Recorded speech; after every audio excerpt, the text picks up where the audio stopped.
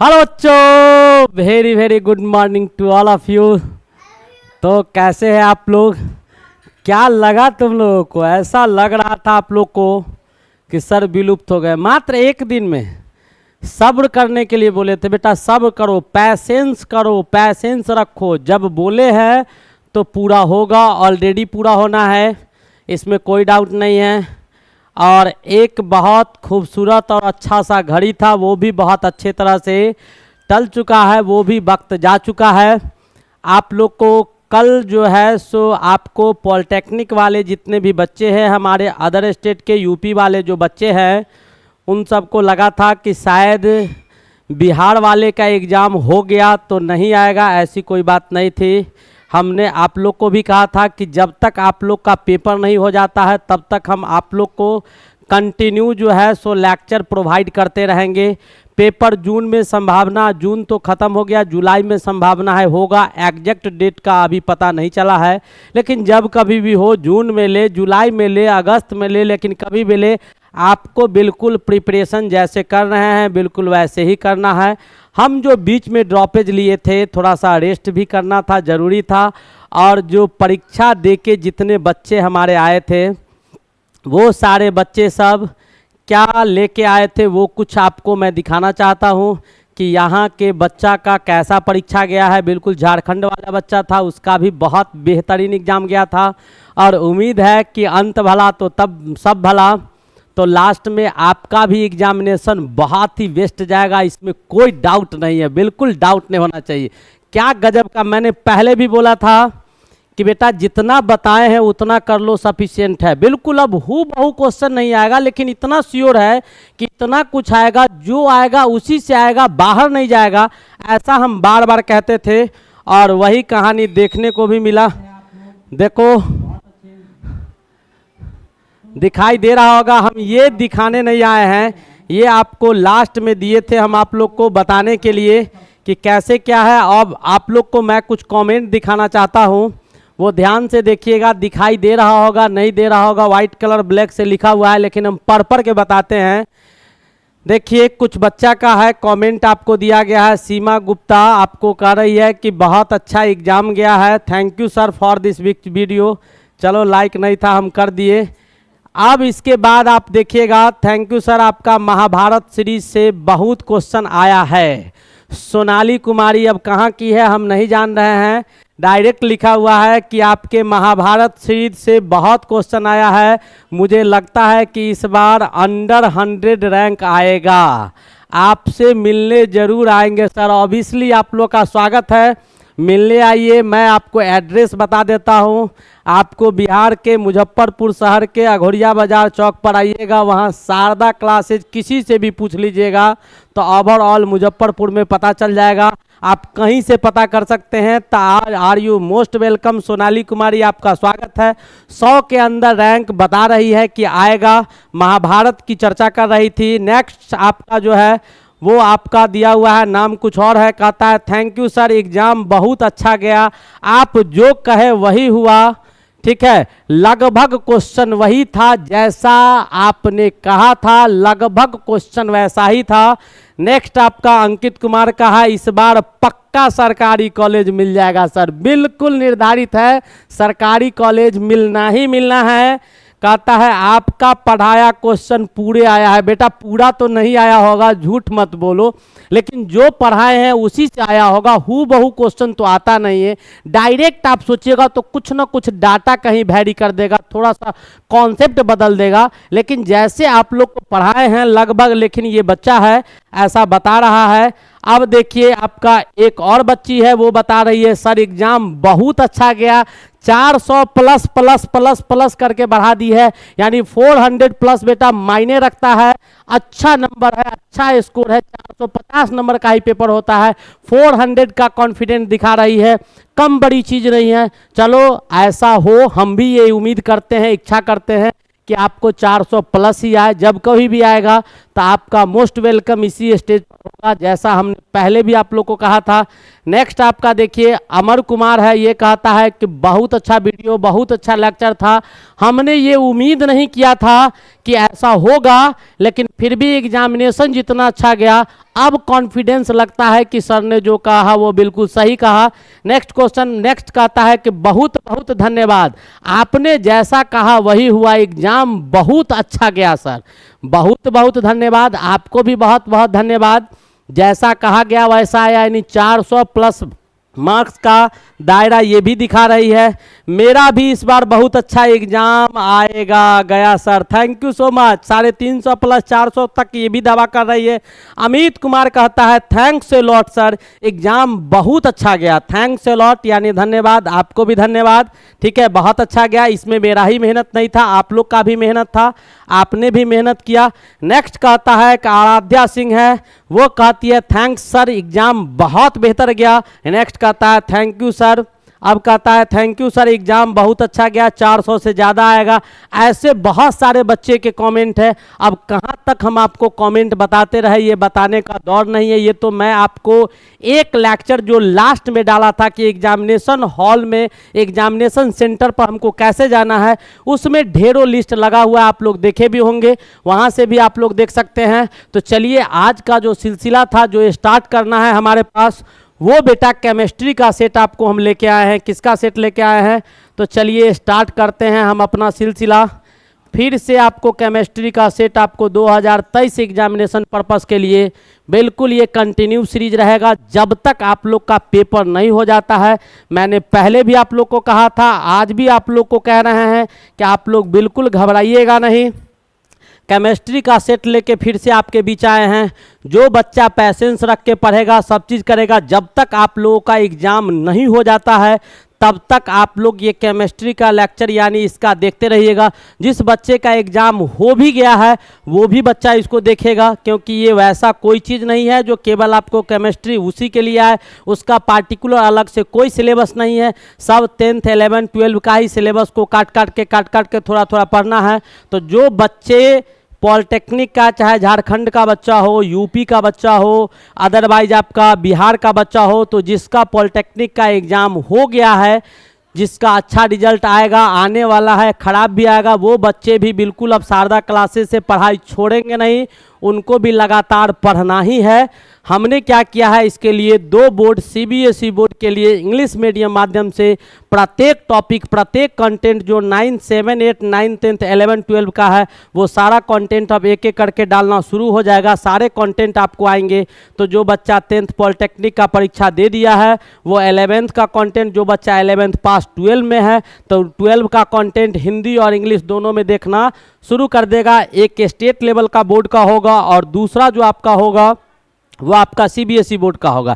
State level के board में जितने भी कंबाइंड सिलेबस होंगे, चाहे वो बिहार का हो, यूपी का हो, पंजाब का हो, हरियाणा का हो, दिल्ली का हो, झारखंड का हो, या जिस किसी भी स्टेट बोर्ड का हो, वो टॉपिक जो कंबाइंड वाला होगा उसको हम एक साथ पढ़ाएंगे, और जो कंबाइंड वाला नहीं होगा उसके बाद जो हिस्सा बढ़ जाएगा, जैसे सपोज करो कि बिहार और यूपी वाले में 80% सिलेबस कंबाइंड हो गया, 20% सिलेबस अलग हो जाएगा, तो 80% स्टेट बोर्ड करके हम डालेंगे। स्टेट बोर्ड के लेक्चर को आप continue chapter wise, topic wise देखिएगा, एक एक कंटेंट आपको ज़बरदस्त और बेहतरीन कंटेंट आएगा, इसमें कोई डाउट नहीं है। उसमें पूरा इमेजिनेशन पर आधारित होगा, एक एक चीज़ को डायग्राम से समझाया जाएगा।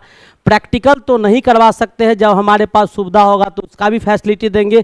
फिलहाल आप 1-2 लेक्चर देख के देखिएगा, बहुत जल्दी आपको, जैसे इलेक्ट्रोस्टेट का है, 12 वाला का, 11th वाला का एटॉमिक स्ट्रक्चर है, ये सब बहुत जल्दी देखने को मिलेगा। आप घबराइएगा नहीं, बिल्कुल पैसेंस के साथ देखते रहिएगा। 1-2 लेक्चर देखिएगा। जो परीक्षा दे दिए हैं, बाहर जाने की आवश्यकता नहीं है, अनसब्सक्राइब होने की आवश्यकता नहीं है। एक प्लेटफॉर्म का चैनल नहीं है जो केवल आपको पॉलिटेक्निक कराया हो गया, कहानी खत्म। इस पर सो मेनी प्लेटफॉर्म्स है और सारे प्लेटफॉर्म को बहुत अच्छी तरह से डील किया जा रहा है, इसमें कोई डाउट नहीं है। कहीं से मैनेजमेंट में कहीं से कोई प्रॉब्लम नहीं होने वाला है। आप लोग को केवल पैसेंस रखना होगा, तत्क्षण की बात नहीं कि तुरंत हम लोग कर लिए। बेटा समय लगता है, कंटेंट निकालने में समय लगता है, उसको उसके मैनेजमेंट में समय लगता है, ये थोड़ा टाइम लेता है।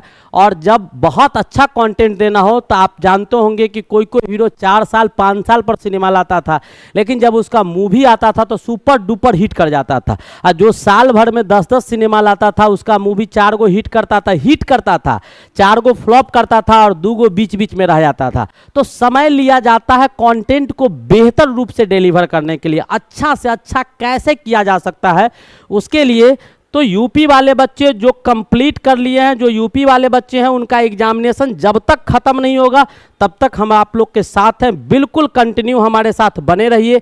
और जो बिहार वाले बच्चे हैं, उसका 11th का जो 10th पास कर चुका होगा उसको 11th का कंटेंट मिलना शुरू हो जाएगा।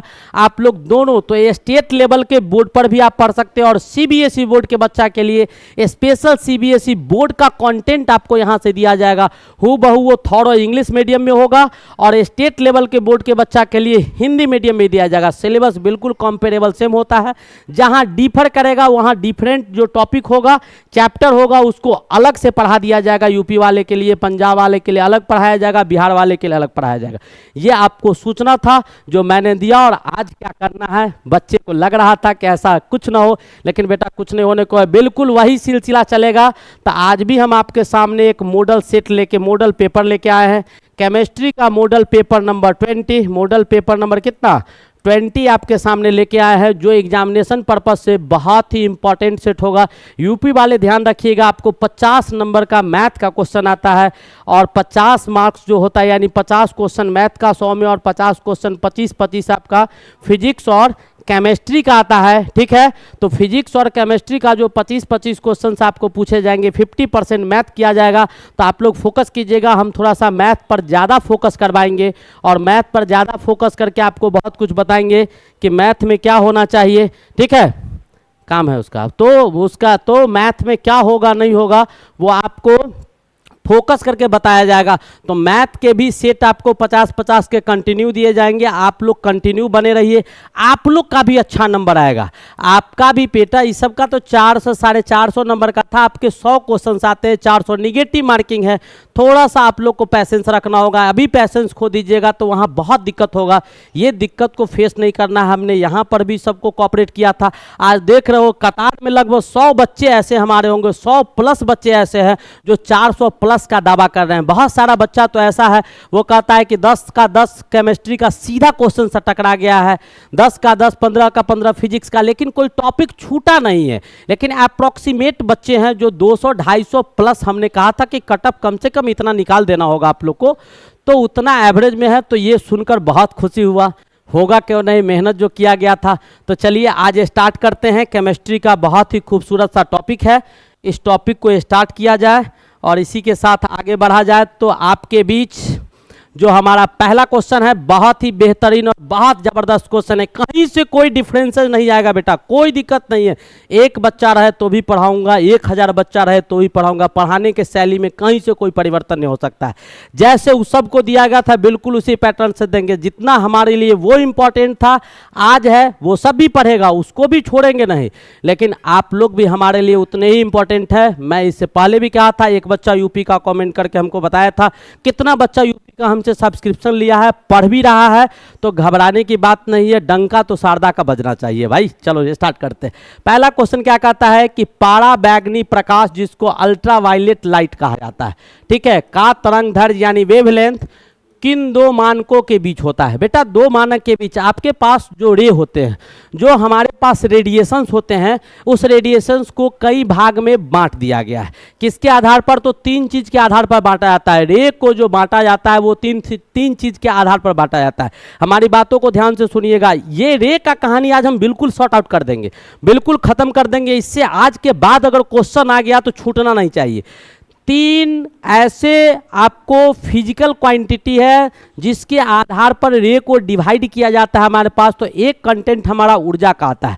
यानी according to basis of energy, ऊर्जा के आधार पर तीन भागों में क्या किया गया है, जितने भी रेडिएशंस है और जे रे और किरण होता है उसको तीन भागों में बांट दिया गया है। एक जिसका न्यूनतम ऊर्जा होता है और घटते से बढ़ते क्रमतः, एक आपका जो मॉडरेट होता है, एक हाई होता है। दूसरा आपका फ्रीक्वेंसी होता है आवृत्ति के आधार पर, म्यू से रिप्रेजेंट जिसको करते हैं। एक का लो से लेके हाई तक, एक का निम्न होगा, दूसरा हाई होगा, तीसरा आपका इंटरमीडिएट होगा। और तीसरा जो बांटने का तरीका है वो आपका वेवलेंथ होता है, तरंग दैर्ध्य होता है। इसके आधार पर हम लाइट को, लाइट रे जितना भी होता है उसको हम तीन कैटेगरी में बांटते हैं। एक आपको विजिबल रे होता है, वैसे तो कैटेगराइज हम बहुत कुछ कर सकते हैं। एक आपका विजिबल रे होता है जो खुले आंखों से दिखाई देता है, एक आपका अल्ट्रा वायलेट रे होता है, एक इंफ्रारेड रे होता है। तो तीनों को तीन चीज पर लाइट, तीन चीज के आधार पर प्रकाश को बांटा गया है, किरण को बांटा गया है। एक आपका ऊर्जा होता है, दूसरा जो आपका होता है वो आपका फ्रीक्वेंसी आवृत्ति होता है, और तीसरा जो होता है वो आपका वेवलेंथ होता है जिसको जैसो को तरंग दैर्ध्य हम लोग बोलते हैं। तीन चीज पर। तो आपके सामने देखिए, एक तरफ क्या लिखा हुआ है कि लो फ्रीक्वेंसी यानी क्या, आवृत्ति कम है। दूसरा लिखा हुआ है लो एनर्जी, ऊर्जा कम है। और इधर क्या लिखा हुआ है, लॉन्गर वेवलेंथ, यानी वेवलेंथ बहुत ज़्यादा है, तरंग दैर्ध्य ज़्यादा होगा, ऊर्जा कम होगा और फ्रीक्वेंसी कम होगा। और एक साइड लिखा हुआ है क्या, तो हाई फ्रीक्वेंसी लिखा हुआ है, हाई एनर्जी लिखा हुआ है और शॉर्टर वेवलेंथ लिखा हुआ है। अब इस कैटेगरी से हम रे को क्या किए हैं, डिवाइड कर दिए। ध्यान से देखिएगा तो आपको समझ में भली भांति सब चीज़ आ जाएगा। ये आपको रेडियो वेव्स है बेटा, कैसा तरंग है, रेडियो वेव्स है। यहाँ पर लिखे हैं इलेक्ट्रोमैग्नेटिक स्पेक्ट्रम। स्पेक्ट्रम आप लोग को पता होगा जिसको वर्णपट बोलते हैं। आपको हमने पढ़ाया था लाइट में कि जब आपको सनलाइट को या वाइट लाइट को, जिसके पास 7 कलर होता है, उस लाइट को जब प्रिज्म से गुजारा जाता है, सनलाइट को या वाइट लाइट को जब प्रिज्म से गुजारा जाता है तो वो लाइट स्केटर्ड करता है, अलग अलग वेवलेंथ वाले 7 पार्ट में टूट जाता है। और टूटने के बाद जैसे हम आपको यहाँ दिखा दे कि ये आपका प्रिज्म है, यहाँ से वाइट लाइट को गुजारिएगा तो ये लाइट आपको 7 अलग अलग वेवलेंथ होने के कारण 7 पार्ट में डिस्ट्रॉय कर जाता है।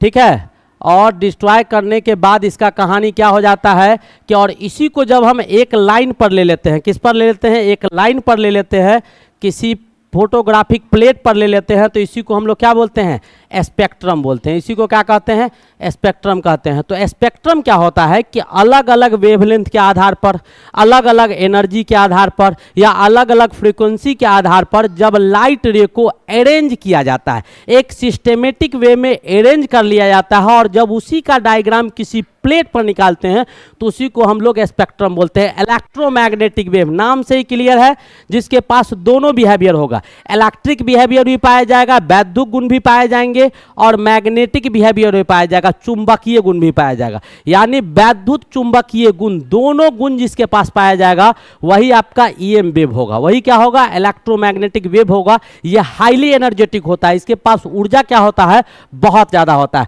तो हमने उसके आधार पर क्या किया, बांट दिया। बांटा तो क्या बांटा, तो रेडियो वेव्स है। तो रेडियो वेव्स आपका पहला है, दूसरा आपका दिया हुआ है माइक्रोवेव्स, तीसरा है आपका इंफ्रारेड, चौथा आपका विजिबल है, पांचवा आपको अल्ट्रावायलेट है, छठा आपको एक्सरे है, सातवां आपको गामा रे है, और आठवां आपका कॉस्मिक रे है। हमने क्या किया कि सारे रे को और वेव्स को बांट दिए। कितने कैटेगरी में, तो 1 2 3 4 5 6 7 8 कैटेगरी में बांट दिया। आठों कैटेगरी में किसके आधार पर बांटे हैं, तो ऊर्जा के आधार पर बांटे हैं। और किसके आधार पर बांटे हैं, तो फ्रीक्वेंसी के आधार पर, आवृत्ति के आधार पर, और किसके आधार पर, तो वेवलेंथ के आधार पर। जरा ध्यान से सुनिएगा, ऊर्जा के आधार पर कैसे, तो इसका एनर्जी कम होता है, इससे ज़्यादा एनर्जी बेटा इसका होगा, उससे ज़्यादा एनर्जी इंफ्रारेड का होगा, उससे ज़्यादा विजिबल का होगा, उससे ज़्यादा अल्ट्रावायलेट का होगा, उससे ज़्यादा एक्सरे का, तब गामा रे का, और तब आपका कॉस्मिक रे का। यानी जब इधर से इधर चलेंगे तो ऊर्जा आपका बढ़ते रहेगा, फ्रीक्वेंसी भी इधर से इधर चलेंगे तो बढ़ेगा। सबसे कम फ्रीक्वेंसी क्या होगा, रेडियो वेव्स का होगा, रेडियो तरंग का होगा, और सबसे ज़्यादा किसका होगा, तो कॉस्मिक रे का होगा। कॉस्मिक रे का फ्रीक्वेंसी बहुत ज़्यादा होगा। अब वेवलेंथ के आधार पर बांटेंगे तो देखिएगा, इसका वेवलेंथ, रेडियो वेव्स जो होता है उसका वेवलेंथ कहाँ से कहाँ तक होता है, ध्यान से देखिएगा तो आपको समझ में आएगा। यानी कहाँ से कहाँ तक, 3 × 10⁹ एंगस्ट्रम से लेके 3 × 10⁴ एंगस्ट्रम, यानी 3 गुने 3 गुने 10 पे पावर 9 एंगस्ट्रम से लेके 3 गुने 10 पे पावर 14 एंगस्ट्रम के बीच के प्रकाश को रेडियो वेव कहा जाता है। यानी जिसका तरंगधर्ज यानी वैसा प्रकाश, ठीक है, वैसे वेव, वैसे तरंग जिसका तरंगधर्ज कहाँ से कहाँ के बीच में हो, 3 गुने 10 पे पावर 9 एंगस्ट्रम से लेके 3 गुने 10 पे पावर 14 एंगस्ट्रम के बीच होता है, उसी को हम लोग क्या बोलते हैं, रेडियो वेव्स बोलते हैं। उसी को हम लोग क्या बोलते हैं, रेडियो वेव्स बोलते हैं। वैसे ही आपका क्या दिया हुआ है, माइक्रोवेव्स। तो माइक्रोवेव्स का वेवलेंथ कहाँ से कहाँ तक होता है, तो 6 गुने 10 पे पावर 6 एंगस्ट्रम से लेके 3 गुने 10 पे पावर 9 एंगस्ट्रम के बीच, यानी यहाँ से लेके यहाँ के बीच वाला जो वेवलेंथ वाला वेव होता है, उसी को हम लोग क्या बोलते हैं, माइक्रोवेव्स बोलते हैं। और इंफ्रारेड किसको कहा जाता है, तो इंफ्रारेड किरण उसको कहा जाता है जो 7600 एंगस्ट्रम से लेके 6 गुने 10 पे पावर 6 एंगस्ट्रम के बीच जिसका तरंगधर्ज होता है, उसी को हम लोग क्या बोलते हैं, इंफ्रारेड बोलते हैं। विजिबल जिसको हम देख पाते हैं, ऐसा क्वेश्चन कई करवाए हैं और आप लोग नॉर्मली उसको 4000 एंगस्ट्रम से 8000 एंगस्ट्रम लिखते हैं। एग्जैक्ट वैल्यू जो होता है वो 3800 एंगस्ट्रम से लेके 7600 एंगस्ट्रम के बीच के प्रकाश जो होते हैं उसको हम आसानी से देख पाते हैं, इसलिए इसको दृश्य प्रकाश और दृश्य किरण कहा जाता है, विजिबल रे कहा जाता है।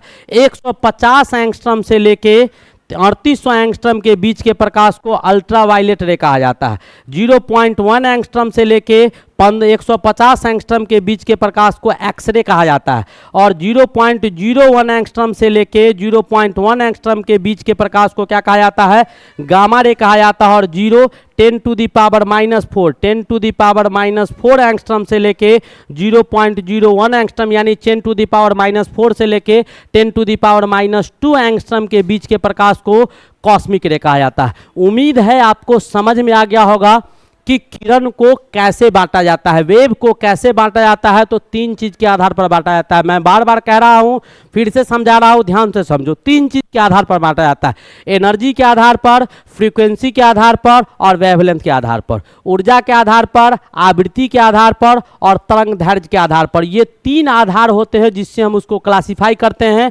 और लोअर से हाइयर 8 पार्ट में इसको हम बांट देते हैं। और वेवलेंथ कहां से कहां तक होगा, तो कौन सा रे होगा, हम सब डाटा आपके सामने लिख दिए हैं। ईएम वेव्स क्या होता है वो भी हम आपको समझा दिए कि वैसा वेव जिसके पास इलेक्ट्रिक बिहेवियर भी हो और मैग्नेटिक बिहेवियर भी हो। इलेक्ट्रोमैग्नेटिक वेव यानी जिसके पास वैद्युत गुण भी पाया जाए और चुंबकीय गुण भी पाया जाए, यानी जिसके पास वैद्युत चुंबकीय गुण पाया जाता है उसी को ईएम वेव कहा जाता है। स्पेक्ट्रम क्या होता है हमने वो भी समझा दिया कि लाइट को जब किसी चीज़ से गुजारते हैं, यहाँ पर भी लाइट को अरेंज करेंगे सिस्टमेटिक वे में किसी चीज़ पर, तो वहाँ से जो स्पेक्ट्रम हमको प्राप्त होगा जो फोटोग्राफिक प्लेट पर, उसी को हम लोग क्या बोलते हैं, स्पेक्ट्रम बोलते हैं। प्रिज्म में कैसे गुजारे, स्कैटर्ड किया और एक पॉइंट है एक प्लेट पर इसको हम गेन कर लिए, इसी को क्या बोलेंगे, स्पेक्ट्रम बोलेंगे। अब आपको कह रहा है कि अल्ट्रावायलेट लाइट, तो यहाँ पर देखो बेटा अल्ट्रावायलेट कहाँ है, यहाँ पर दिया हुआ है अल्ट्रावायलेट लाइट। क्या दिया हुआ है, अल्ट्रावायलेट रे। कहता है का तरंगदैर्घ्य किन 2 मानकों के बीच होता है। भाई मानक के बीच आपको पूछ रहा है कि किन 2 मानकों के बीच, तो 1 एंगस्ट्रम जो होता है वो आपको 10 टू दी पावर -10 मीटर के बराबर होता है। कितना मीटर के बराबर होता है,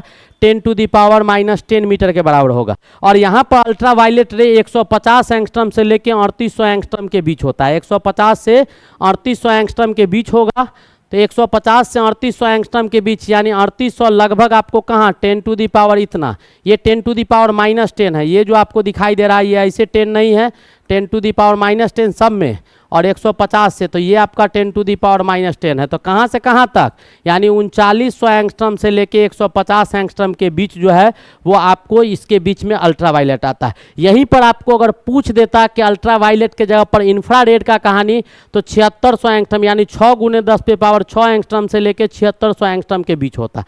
तो ये कहानी बिल्कुल आपको समझ में आ गया होगा। बहुत ही खूबसूरत और अच्छा टॉपिक था, हमने इसको क्या किया, सॉर्ट आउट कर दिया। चलिए नेक्स्ट क्वेश्चन की ओर बढ़ते हैं। हमारा अगला क्वेश्चन क्या कहता है, ध्यान से सुनिएगा। क्या कहता है कि किसी विलियन में सॉल्यूशन में अल्कोहल का 1 मोल, अल्कोहल क्या होता है भाई, सिंपली आपका इथाइल अल्कोहल C2H5OH, इसका कितना दिया गया है, तो 1 मोल दिया गया है। 1 मोल आपका दिया हुआ है। नंबर ऑफ मोल्स यानी number of moles of alcohol, number of moles of alcohol ऐसे निकाल सकते हैं। कितना मोल दिया हुआ है, 1 मोल। ध्यान से देखते रहिएगा, आपको बिल्कुल समझ में आएगा। बहुत अच्छे अच्छे क्वेश्चंस इसमें हमने उठाए हैं। तो इसको हम लिख सकते हैं अल्कोहल इतना दिया हुआ है, number of moles of alcohol, alcohol के मोलों का संख्या कितना दिया हुआ है 1 मोल। अब कहता है कि 4 मोल जल में मिलाया जाता है, यानी number of moles of water, H small N से नंबर ऑफ मोल्स को सूचित करते हैं, तो number of moles of water 4 mole दिया हुआ है। अब हमको पढ़ना क्या है बेटा, मोल फ्रैक्शन। तो मोल फ्रैक्शन को जीटा से रिप्रेजेंट करते हैं, ठीक है, जीटा या ईटा से रिप्रेजेंट किया जाता है। तो मोल फ्रैक्शन किसका पूछ रहा है, तो जल का। तो मोल फ्रैक्शन ऑफ वाटर बराबर क्या, number of moles of water बट्टा number of moles of alcohol plus number of moles of water, यही मोल फ्रैक्शन का फॉर्मूला होता है। मोल फ्रैक्शन यानी सॉल्यूशन में 2 चीज़ पाए जाते हैं, एक सॉल्यूट पाया जाता है, एक सॉल्वेंट पाया जाता है। तो मोल फ्रैक्शन निकालना है, यानी मोलों का भिन्नांक। मोल फ्रैक्शन यानी क्या, मोलों का भिन्न। तो सॉल्यूट के मोल निकालना होगा, तो सॉल्यूट का जितना सॉल्यूट का मोल पाया गया है वो बट्टा सॉल्यूशन का टोटल मोल। सॉल्वेंट का निकालना होगा, तो सॉल्वेंट के मोल का संख्या बट्टा सॉल्यूशन के मोल का संख्या। तो यहाँ पूछ किसका रहा था, तो वाटर का। तो वाटर का नंबर ऑफ मोल्स बट्टा सॉल्यूशन में अल्कोहल और वाटर है तो दोनों का नंबर ऑफ मोल्स। तो नंबर ऑफ मोल्स वाटर का कितना दिया हुआ है, 4 दिया हुआ है। नंबर ऑफ मोल्स अल्कोहल का कितना दिया हुआ है, 1 का, इसका 4। तो कितना हो जाएगा, 4/5। उम्मीद है आपको मोल फ्रैक्शन समझ में आ गया होगा। ये आपका मोल प्रभाज होता है, मोल प्रभाज होगा, मोल प्रमाण लिखा हुआ है मोल प्रभाज, ठीक है। मोल प्रभाज क्या होगा, तो 4/5 आपको समझ में आ गया होगा। ये भी आपको बहुत बेहतरीन क्वेश्चन था, कंसंट्रेशन टर्म का क्वेश्चन था। नेक्स्ट क्वेश्चन की ओर बढ़ते हैं। क्या कहता है, फास्फोरस का सबसे अस्थाई, फास्फोरस का सबसे अस्थाई अपर रूप कौन होता है। तो फास्फोरस का सबसे अस्थाई अपर रूप जो होगा वो सिंपल आपका फास्फोरस होगा। कौन सा फास्फोरस होगा, तो सिंपल फास्फोरस जो होते हैं वो आपको सबसे अस्थाई होते हैं। न पीला वाला होता है, न बैगनी वाला होता है, न लाल वाला, ये सब नहीं होता है। सबसे अस्थाई सिंपल फास्फोरस होता है, ठीक है। नेक्स्ट क्वेश्चन देखिएगा, क्या कहता है, पदार्थ के परमाणुवाद के प्रणोत थे, पदार्थ के परमाणुवाद के प्रणोत थे, ये आपका क्वेश्चन दिया हुआ है। क्वेश्चन बहुत ही बेहतरीन है, ठीक है। तो पदार्थ के परमाणुवाद के प्रणोत है, यानी पदार्थ एटम से बना होता है, एटम से पदार्थ का उत्सर्जन होता है, ऐसा किसने बताया था। तो बेटा इसमें अगर दिक्कत होगा तो बहुत जल्दी हम आप लोग को जो है एटॉमिक स्ट्रक्चर चैप्टर स्टार्ट करने जा रहे हैं, 11th का परमाणविक संरचना। तो आप लोग के एग्जामिनेशन से पहले वो भी आ जाएगा, आपके बोर्ड के लिए भी आएगा, ठीक है, सब बोर्ड के लिए आएगा, इंग्लिश मीडियम में भी आएगा और हिंदी मीडियम में भी आएगा, और बहुत सारे इमेजिनेशन के साथ आएंगे। वहाँ पर हमने दिखाएंगे, जैसे आप वहाँ पर डाल्टन का थ्योरी हम पढ़ाएंगे, थॉमसन का थ्योरी जब हम पढ़ाएंगे, वहाँ पर आपका नील बोर का थ्योरी जब पढ़ाएंगे, रदरफोर्ड का थ्योरी जब पढ़ाएंगे, तो वहाँ पर हम live telecast alpha scattering experiment जो होगा वो आपको लाइव टेलीकास्ट हम दिखाएंगे कि कैसे आपको हीलियम रे का फॉर्मेशन हो रहा है, कैसे आपका फ्लोरोसेंट स्क्रीन ZNS से बना हुआ है वो कैसे काम कर रहा है, कैसे आपका न्यूक्लियस का खोज रदरफोर्ड किया था, वो कहानी हम आपको बताएंगे कि रदरफोर्ड ने न्यूक्लियस का खोज कैसे किया, कैसे आपके अल्फा रे जाते हैं तो न्यूक्लियस से टकरा रहा है, ये सब आपको लाइव दिखेगा। वहाँ हम बिल्कुल एक एक डायग्राम को बहुत बेहतरीन तरीका से आपको दिखाते हुए नजर आएंगे, क्योंकि हमारे पास वो व्यवस्था है। तो आपको इतना तो हम जरूर दिखा सकते हैं, ठीक है।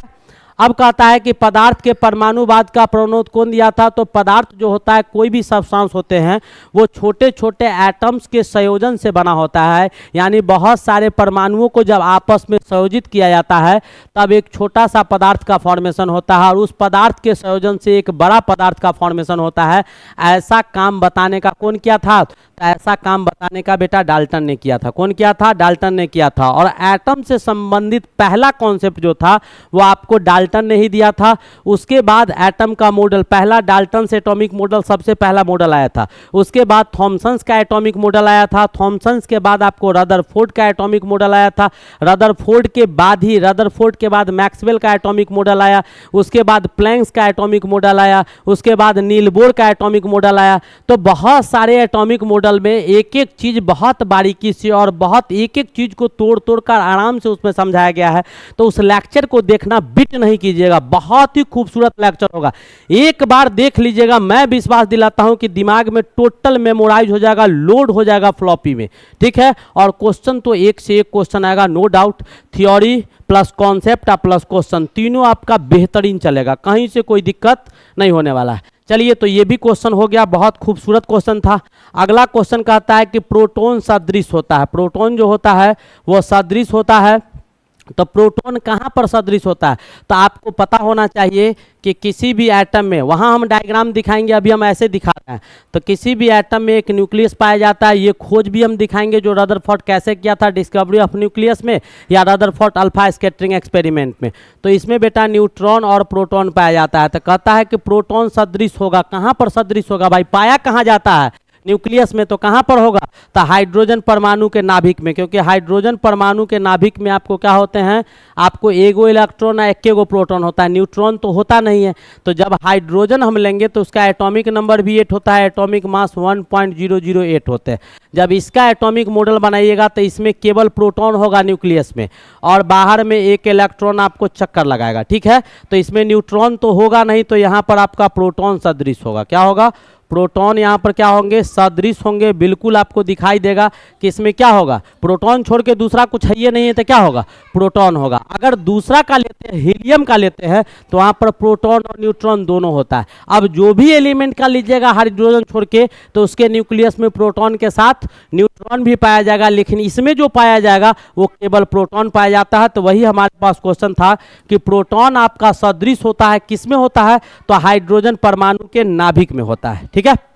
नेक्स्ट क्वेश्चन देखिए, बहुत ही अच्छा क्वेश्चन है। यूरेनियम 238 नीचे 92 होगा कि परमाणु में 2 कण और एक 3 कण निकल जाए, ठीक है, तो 92 हो जाता है। नवनिर्मित परमाणु का द्रव्यमान संख्या और परमाणु संख्या, 2 चीज बताना। अब देखिए बेटा, यूरेनियम में तो न्यूक्लियर रिएक्शन होता है, आप लोग को हम पढ़ाए हैं, इससे कितना क्वेश्चन करवाए हैं। तो यूरेनियम का एटॉमिक मास 238 और एटॉमिक नंबर कितना होगा?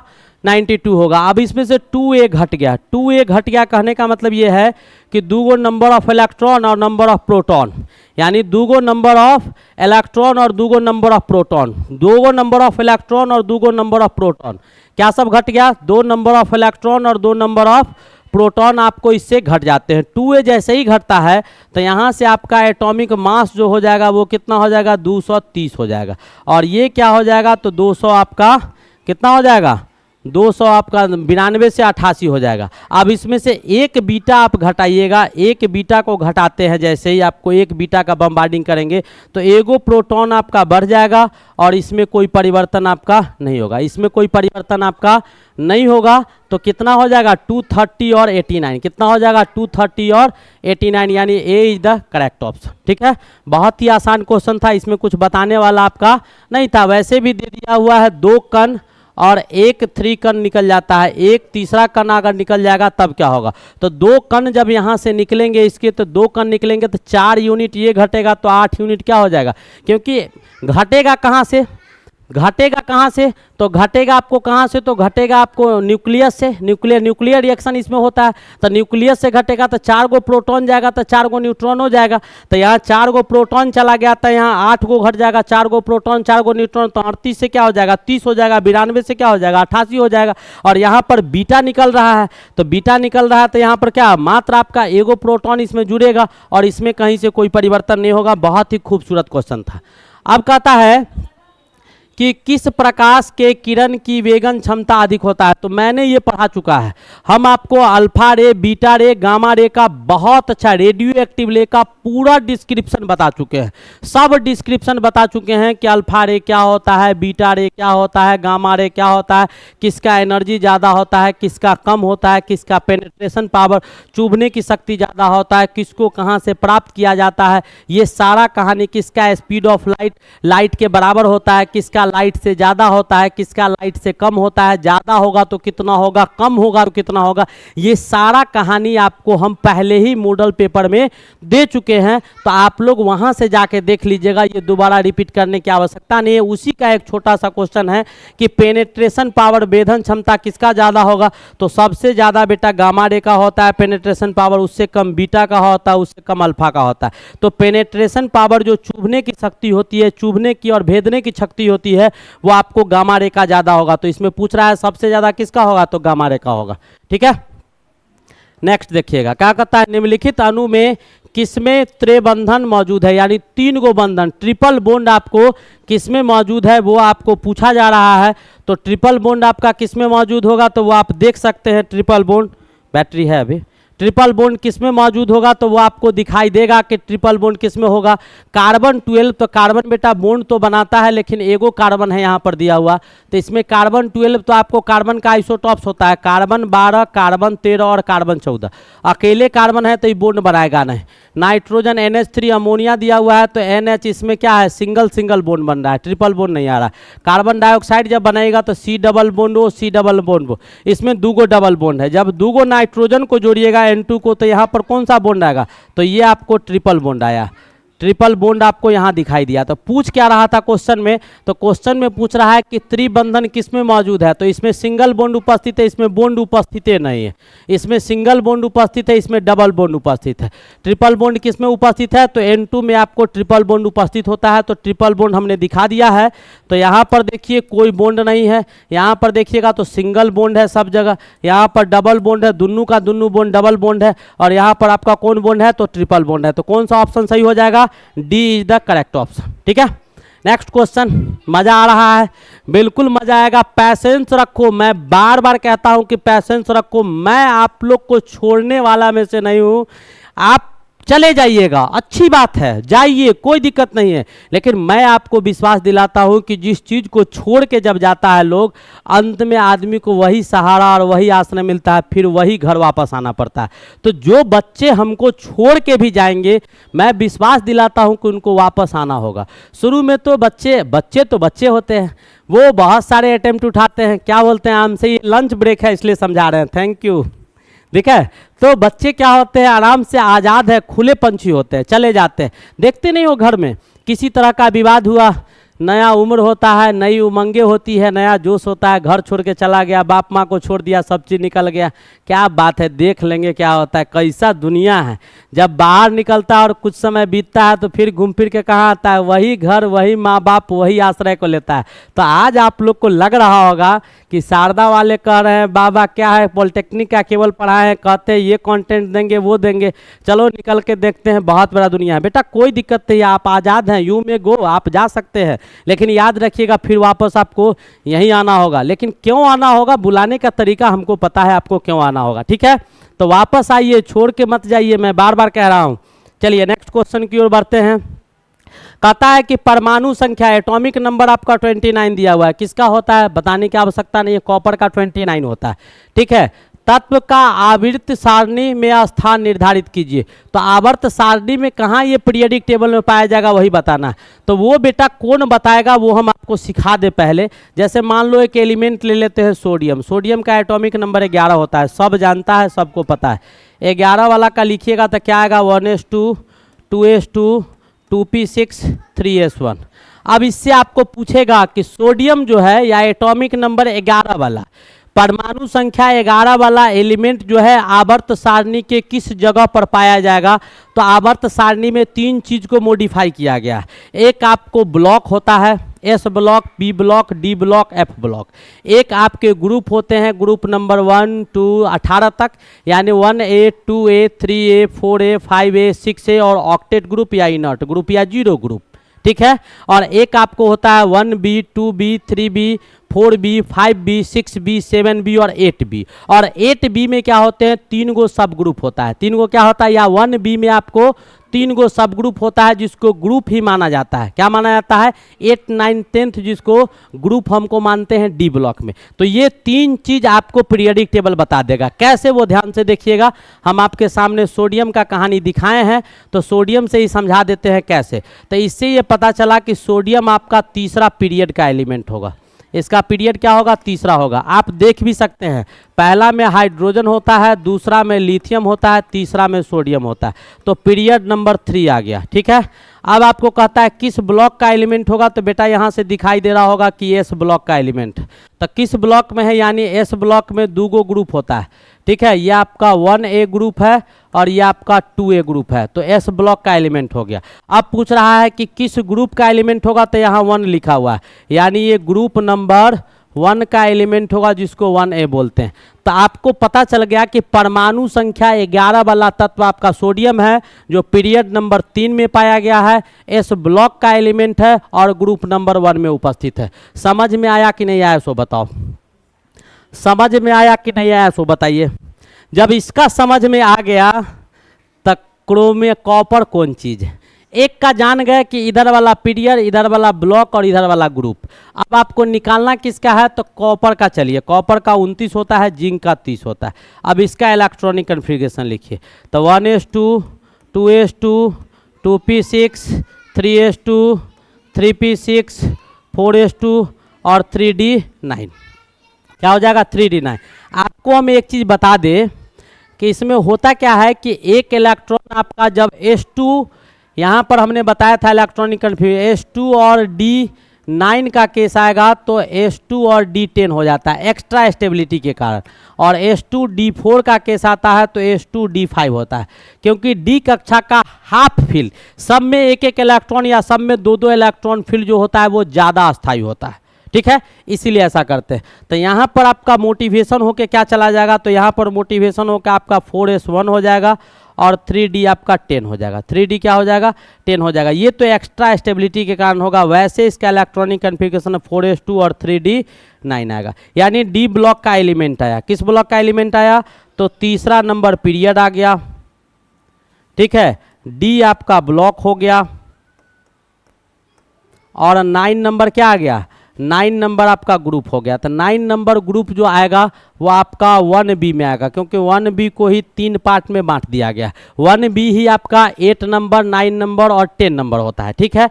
तो 1b ग्रुप में आ गया। किस में आ गया, तो 1b ग्रुप में आ गया। समझ में आ गया होगा, बिल्कुल समझ में आया होगा। बहुत ही बेहतरीन और अच्छा क्वेश्चन था। तो ऐसे इलेक्ट्रॉनिक कन्फिग्रेशन से हम बहुत कुछ पता लगा सकते हैं, पीरियड पता लगा सकते हैं, ग्रुप पता लगा सकते हैं, ब्लॉक पता लगा सकते हैं, उसकी रिएक्टिविटी पता लगा सकते हैं, मेटल है, नॉन मेटल है, सॉलिड है, लिक्विड है, गैस है, ये सब चीज़ पता लगा सकता है। तो बहुत ही इंपॉर्टेंट टॉपिक आपका केमिस्ट्री में इलेक्ट्रॉनिक कन्फिग्रेशन होता है, बहुत इंपॉर्टेंट टॉपिक होता है। चलिए नेक्स्ट क्वेश्चन की ओर चलते हैं। अब कह रहा है कि निम्नलिखित में कौन सा धातु वर्ग विद्युत धनात्मक गुण को बढ़ते हुए क्रम में दर्शाता है। तो विद्युत धनात्मक गुण बढ़ेगा, यानी आपका इलेक्ट्रोमेटेलिक बिहेवियर बढ़ना चाहिए, विद्युत धनात्मक गुण जो होगा वो बढ़ेगा। तो इलेक्ट्रोमैग्नेटिक का, यानी जो मैग्नेट आपका दिया हुआ है, जो मेटल आपका दिया हुआ है, तो मेटल का गुण पॉजिटिविटी आपका किस क्रम में बढ़ेगा, तो हमने आपको बताया था कि पीरियड में हम लोग क्या करते हैं, राइट से लेफ्ट जाते हैं, यानी दाहिना से बाएं की ओर जाइएगा, क्योंकि पीरियडिक टेबल में शुरू में बेटा मेटल होता है, इधर मेटल होता है और इधर नॉन मेटल होता है। पीरियडिक टेबल में इधर अधातु होगा, इधर धातु होगा, इधर से इधर चलिएगा तो धात्विक गुण बढ़ेगा, और ऊपर से नीचे जब आइएगा ना तब भी आपको मेटेलिक गुण क्या होगा, बढ़ेगा। तो इलेक्ट्रोनिगेटिविटी आपको पूछ रहा है कि कौन सा धातु वर्ग में धनात्मक गुण जो है आपका बढ़ता है। तो इलेक्ट्रोमैग्नेटिक बिहेवियर जो है वो आपको लेफ्ट टू राइट और राइट टू लेफ्ट आपको बढ़ने का काम करता है, ठीक है। तो बढ़ने का काम करेगा तो आपका किसमें, तो इलेक्ट्रोनिगेटिव बिहेवियर ऐसा होगा। तो इलेक्ट्रोपॉजिटिव बिहेवियर जैसे इसका उल्टा हो जाएगा, तो इलेक्ट्रोनिगेटिव बिहेवियर, यानी लिथियम ज़्यादा इलेक्ट्रोनिगेटिव। अब इसको जब लिखेंगे तो लिथियम से ज़्यादा क्या हो जाएगा, सोडियम, सोडियम से ज़्यादा पोटेशियम, रुबिडियम और सीजियम, क्योंकि इस ग्रुप में ऊपर से नीचे जा रहा है ना, तो बढ़ रहा है। तो इसी में क्या होगा, आपको हाइड्रोजन होगा, उसके बाद लिथियम होगा, सोडियम होगा, उसके बाद पोटेशियम होगा, रुबिडियम होगा, सीजियम होगा, फ्रांसीसियम होगा। तो ऊपर से नीचे गया तो क्या हुआ, बढ़ा ना। तो कौन सा ऑप्शन होगा, सी इज द करेक्ट ऑप्शन। वैसे आपको राइट टू लेफ्ट बढ़ेगा, राइट टू लेफ्ट और टॉप टू बॉटम बढ़ने का काम करेगा, ठीक है। बहुत ही खूबसूरत क्वेश्चन था। ऐसे क्वेश्चन आप लोग को ऑलरेडी करवाए जा चुके हैं, आपको टेंशन लेने की आवश्यकता नहीं है। जब हम आपके साथ हैं तो डरने की कोई बात बिल्कुल नहीं है, डरना नहीं है। जो चला गया, देखो बेटा, जाने वाले को किसी ने नहीं रोका है, और न आने वाले को कोई रोक सकता है, न जाने वाला को कोई रोक सकता है। ये ऊपर वाले के हाथ में, ये मेरे हाथ में नहीं है। आज तक बताओ, शादी विवाह होता है, अच्छी बात है, शादी विवाह के लिए हम लोग क्या करते हैं, दिन दिखवाते हैं, नहीं।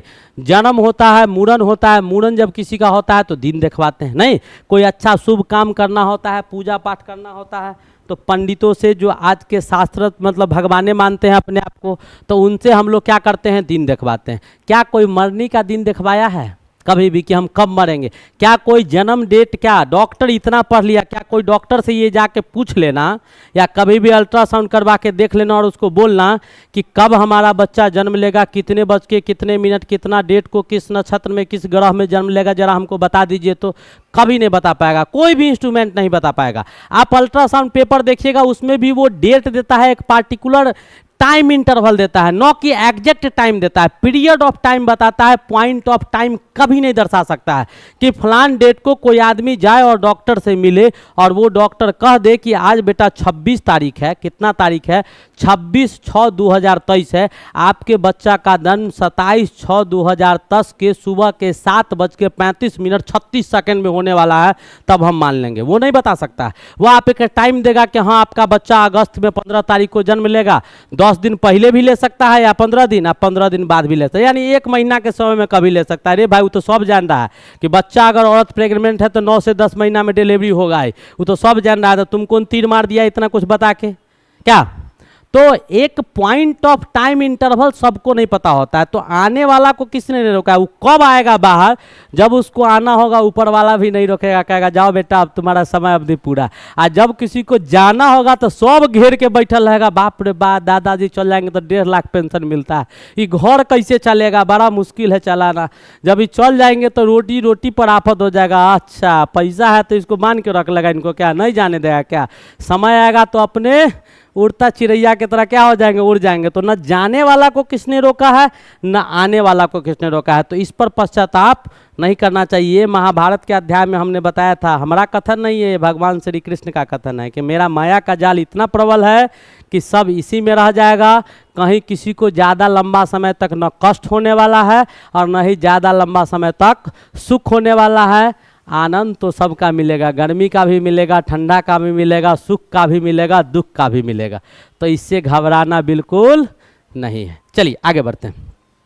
आगे क्या कहता है कि 15 ग्राम चूना पत्थर को अपघटित करने के लिए कितनी सल्फ्यूरिक अम्ल की आवश्यकता होगी। अब चूना पत्थर दिया हुआ है, यानी कैल्शियम कार्बोनेट बेटा दिया हुआ है। कैल्शियम कार्बोनेट को तोड़ना है किसके साथ? H2SO4 के साथ है। कैल्शियम कार्बोनेट को तोड़िएगा तो ये टूटेगा कैसे, सो देखो CO2 प्लस और CO3 2 माइनस में टूट जाएगा। इसको जब तोड़िएगा तो किस पे टूटेगा? H प्लस यानी 2H प्लस SO4 2 माइनस में टूटेगा। अब यहाँ से CuSO4 का फॉर्मेशन हो जाएगा, CuSO4 का फॉर्मेशन हो गया। आप प्लस इन दोनों को मिला दीजिएगा तो यहाँ से H2O बाहर निकल जाएगा और CO2 बाहर निकल जाएगा, CO2 और H2O बाहर निकल जाएगा। कोई दिक्कत? यहाँ तक कोई दिक्कत है तो बोलो, फटाफट देख लो, यहाँ तक जल्दी देख करो, जल्दी सुपरवाइज करो। यहाँ तक कोई दिक्कत है तो बोलेगा। जिस बच्चा को भी दिक्कत होगा फटाक से क्वेश्चन करेगा कि सर ऐसे ऐसे बताएं, हमको यहाँ प्रॉब्लम है। आ गया समझ में? समझ में आया कि नहीं आया सो बताओ। आ गया होगा। चलिए आगे बढ़ते हैं। अब इसमें क्वेश्चन हमारा क्या कहता है वो ध्यान से देखिए। अब क्वेश्चन कहता है कि 15 ग्राम चूना पत्थर के लिए कितना सल्फ्यूरिक एसिड का आवश्यकता होगा। तो बेटा मास निकालना होगा। कॉपर का कितना होता है? तो 63.5 होता है, आप जानते हैं। कार्बन का कितना होता है? तो 12 होता है। और ऑक्सीजन का कितना होता है? तो 16 होता है। ठीक है, ऑक्सीजन का कितना होता है? 16 होता है। CO3 दिया हुआ था। अब ये तीनों को जोड़िएगा तो 0.5 आ जाएगा। 6 2 8 3 11 आ जाएगा। 6 2 8 3 11 आ जाएगा। अब इसका 6 2 8 1 9, यही है ना। अच्छा कॉपर कितना? CO3 था, यानी ये 3 था, यानी 48 हो जाएगा। 16 या 48। ठीक है, अब इसको जोड़ दीजिएगा तब आपका कितना आएगा मास, जरा आप कैलकुलेट करके बताइएगा। अब इसको जोड़िएगा तो ये 0.5 आएगा। ये कितना आया? 0.5 आया। और ये कितना आ गया? 3 2 5 4 9, 8 2 10 3 13 आ गया। और इधर 6 4 10 11 1 12 आ गया, यानी 123.5 आता है। कॉपर कार्बोनेट का मास कितना आता है? 123.5 आता है। आता है या नहीं आता है? जल्दी देखो, फटाफट देख लो। अच्छा कॉपर कार्बोनेट, कैल्शियम कार्बोनेट ना होगा, वही तो कहे, गलती कर दिए। एक सेकंड रुक जाइए। यहाँ Ca के जगह पर U लिखा हुआ है, Ca होगा। क्या होगा? Copper carbonate. कैल्शियम कार्बोनेट चूना पत्थर होता है, कॉपर होता नहीं, Ca2 प्लस। और यहाँ पर क्या होगा? Ca2SO4 यानी CaSO4 कैल्शियम सल्फेट बनाएगा। अब देखिएगा तो कैल्शियम का कितना हो गया? तो 40, कार्बन का कितना हो गया, तो 12, ऑक्सीजन का कितना हो गया, 3 गो है तो 16 गुने 3 48, टोटल जोड़ दीजिएगा तो कितना आ जाएगा, 48 12 60 100, तो ये कितना हो गया, 100 ग्राम ये हुआ। तो कितना इसकी आवश्यकता हुई, ये बैलेंस है equation, calcium carbonate sulphate H2 एकदम बिल्कुल बैलेंस है, कहीं से कोई दिक्कत नहीं।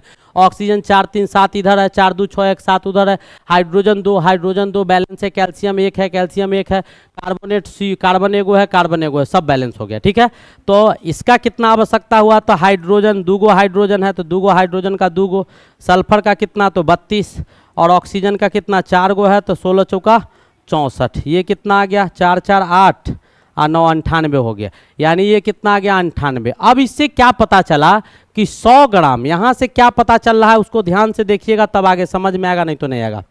इसे ये पता चल रहा है कि 100 ग्राम किसको, CaCO3 को क्या करने के लिए, अपघटित करने के लिए, डिकम्पोज करने के लिए 98 ग्राम H2SO4 की आवश्यकता होती है। यहाँ पता चल रहा है ना, इतना में इतना की आवश्यकता होती है, तो 15 ग्राम में पूछ रहा है, तो 1 ग्राम कैल्शियम कार्बोनेट में 98/100 H2SO4 की आवश्यकता होगी, इतना ग्राम।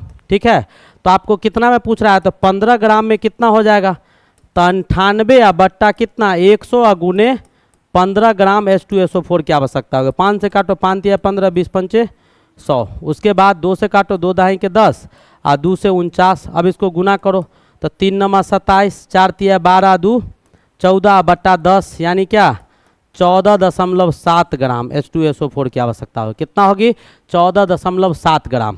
तो 100 ग्राम H2SO4 को अपघटित करवाने के लिए 98 ग्राम किसकी आवश्यकता होती है, H2SO4 की। इतना ग्राम कैल्शियम कार्बोनेट को डिकम्पोज करवाने के लिए इतना ग्राम H2SO4 की आवश्यकता होती है, तो 15 ग्राम के लिए कितना होगा, तो 14.7 ग्राम होगा। आपको समझ में आ गया होगा, बहुत बेहतरीन क्वेश्चन था। नेक्स्ट क्वेश्चन देखिए क्या कहता है कि मानक ताप यानी एसटीपी और एनटीपी का कहानी है बेटा, एसटीपी और एनटीपी का कहानी है। एसटीपी और एनटीपी यानी टेम्परेचर आपका 273.15 केल्विन और प्रेशर आपका 1 atm, यही है मानक ताप एवं दाब। तो प्रेशर आपका इतना हो गया, टेम्परेचर आपका इतना हो गया। कितने मैग्नीज ऑक्साइड को अभिक्रिया हाइड्रोक्लोरिक अम्ल के साथ कराई जाए ताकि 100 लीटर क्लोरीन गैस प्राप्त किया जा सके। कौन सा, क्लोरीन गैस आपको प्राप्त किया जा सके। तो आपको 100 लीटर दिया हुआ है, 100 लीटर क्लोरीन गैस आपको प्राप्त करना है, तब आपको कितना आपको लिया जाएगा वही आपसे पूछा जा रहा है। तो MnO2 आपका हो गया, HCl के साथ रिएक्शन करवाएं, MnCl2 क्लोरीन, और ये प्राप्त हुआ। तब आपको क्या करना होगा, स्टोइचियोमेट्री का इस्तेमाल करना होगा। फटाफट सोचिए तो इस पर क्या करेंगे, स्टोइचियोमेट्री कैसे लगाएंगे, फटाफट लगाइएगा स्टोइचियोमेट्री।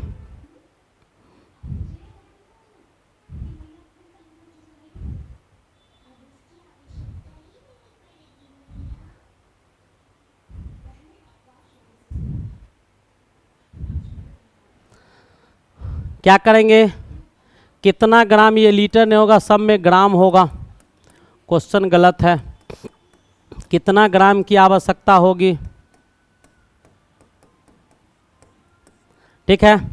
तो इसका मास लिखना होगा बेटा, मास लिखेंगे Mn का, और O2 का लिखेंगे तो 16 दूनी 32 हो जाएगा, और Mn का कितना होता है, तो Mn का 47 होता है, यानी आपका 87 ग्राम। कितना आ गया, 87 ग्राम ई बनेगा। तो आपका ये कितना बना, तो 1 मोल का मतलब कितना, 22.4 लीटर।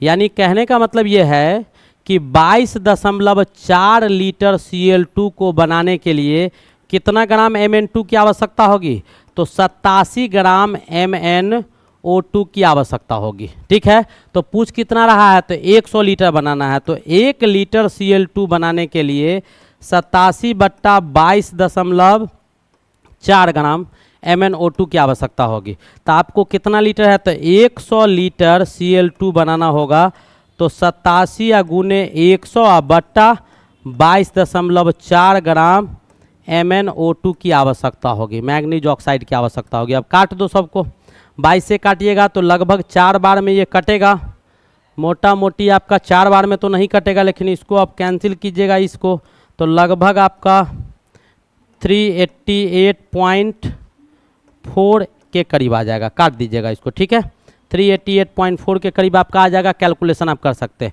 तो कितना ग्राम MnO2 की आवश्यकता होगी? तो 388.4 Mn2, इतना ग्राम Mn2 लगेगा। हमने क्या किया, यहाँ से मास निकाल दिया, 1 मोल का मास इतना है, ये 1 मोल बन रहा था, तो 1 मोल में कितना लीटर? 22.4 लीटर, यानी 87 ग्राम में 22.4 लीटर क्लोरीन गैस बन रहा है, यानी 22.4 लीटर क्लोरीन गैस 87 ग्राम MnO2 से बन रहा है। तो 1 लीटर कितना ग्राम से बनेगा? इतना से। तो 100 लीटर कितना से बनेगा?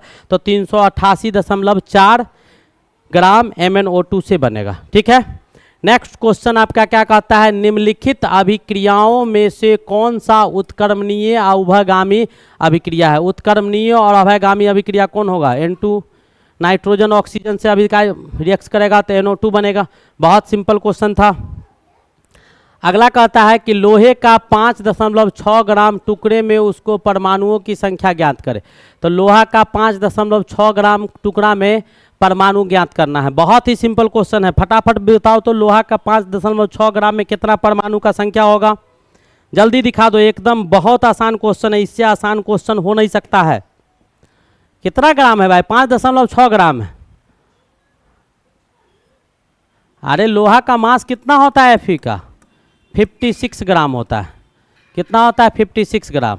तो 56 ग्राम में 56 ग्राम Fe में कितना मोल होगा लोहा का? लोहा का कितना मोल होगा 56 ग्राम में भाई? 56 ग्राम में 1 मोल होगा, 1 मोल आपका Fe होगा। तो 56 ग्राम में 1 मोल Fe हो गया। तो अब कितना लिखा हुआ है? तो 56 ग्राम ना, 56 ग्राम में तो 1 ग्राम Fe में कितने मोल होंगे? तो 1/56 मोल आपका Fe हो जाएगा। तो कितना है? 5.6 ना। तो 5.6 ग्राम Fe में कितने Fe के मोल होंगे? तो 5.6/56, तो इतना मोल आपका Fe हो जाएगा। ठीक है, इसको उड़ा देंगे, 0 आ जाएगा तो कितना हो जाएगा? तो 1/10 मोल आपका Fe हो जाएगा। कोई दिक्कत? यहाँ तक नहीं दिक्कत है। और 1 मोल Fe में 1 मोल Fe में कितने Fe एटम्स होंगे? तो NaFe एटम्स होंगे। कितना होगा? NaFe एटम्स होगा। ठीक है, Na मतलब क्या? एवोगाड्रो संख्या। तो एवोगाड्रो संख्या यानी 6.022 इंटू 10 पे पावर 23 Fe एटम्स हो जाएगा। इतना Fe का परमाणु हो जाएगा। कितना में? 1 मोल में। अब कितना मोल है? तो 1/10। तो 1/10 मोल Fe में कितना हो जाएगा? तो 1/10 से गुना कर देगा, तो यानी 6.022 गुने 10 पे पावर 22 Fe एटम्स हो जाएगा। इतना Fe एटम्स हो जाएगा। कितना हो जाएगा? इतना Fe एटम्स हो जाएगा। है कहीं दिया हुआ है? ये बेटा 22 जो है ये यहाँ नहीं है, सब में ऊपर है। ये 23 जो है वो यहाँ है। ठीक है, ये 23 जो है आपका कहाँ दिया हुआ है? ये 22 24 वहाँ ऊपर होगा। ठीक है, यानी ये ऑप्शन हो जाएगा। बहुत ही खूबसूरत और अच्छा क्वेश्चन था, इसमें कोई डाउट आपका नहीं था। और आपका ये लास्ट क्वेश्चन बहुत ही खूबसूरत सा क्वेश्चन है। इस क्वेश्चन को देखिए, जल्दी देखिए, इस क्वेश्चन को ख़त्म करें हम लोग।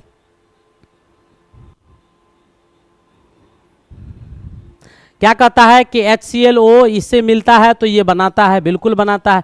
के अनुसार 3.5 तो 0.35 मोल Cl2 बनाने के लिए कितने मोल HCl की आवश्यकता होगी? बहुत आसान है। HClO दिया हुआ है, इसको तोड़ते हैं तो 2H2O बनता है और 2Cl बन रहा है। यह है 2Cl2 होगा, 2Cl2 होगा। गलती किया होगा, क्वेश्चन में गलती है, क्वेश्चन में एरर नज़र आ रहा है हमको। हाँ 2Cl2 होगा। Cl ऐसे तो अकेले पाया नहीं जाता है, यहाँ पर भी Cl2 कर दो। ठीक है, और ये आपका बैलेंस दिया हुआ। इसका स्टेचोमेट्री लिख लो बेटा, पहले स्टेचोमेट्री लिखो।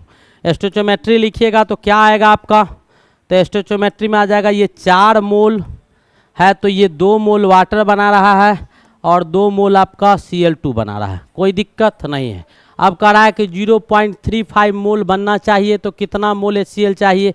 तो इसका मतलब है कि 2 मोल Cl2 बनाने के लिए 4 मोल किसकी आवश्यकता है? 4 मोल HCl की आवश्यकता है। ठीक है, तो 1 मोल आपको Cl2 बनाना होगा, तो कितना मोल HCl चाहिए? तो 4/2 मोल आपका HCl चाहिए। कोई दिक्कत नहीं, यानी 2 मोल हो गया। अब हमको कितना दिया हुआ है? तो 0.35 मोल। 35 मोल आपका Cl2 बनाना हो तो कितने मोल की आवश्यकता होगी? तो 2 गुने 0.35 यानी क्या? 0.7 मोल, 0.7 मोल क्या बनना चाहिए, 0.7 मोल HCl की आवश्यकता होगी, है कहीं दिया हुआ, तो 0.7 मोल HCl का आवश्यकता होगा। यानी ये बहुत ही खूबसूरत और बहुत अच्छा सेट था, एक एक क्वेश्चन इसका बेहतरीन था, कहीं से कोई दिक्कत नहीं था, ठीक है। तो अब आप लोग क्या कीजिएगा, इसका तो रिवीजन करते ही रहिएगा, आपका भी एग्जामिनेशन बहुत अच्छा जाना चाहिए।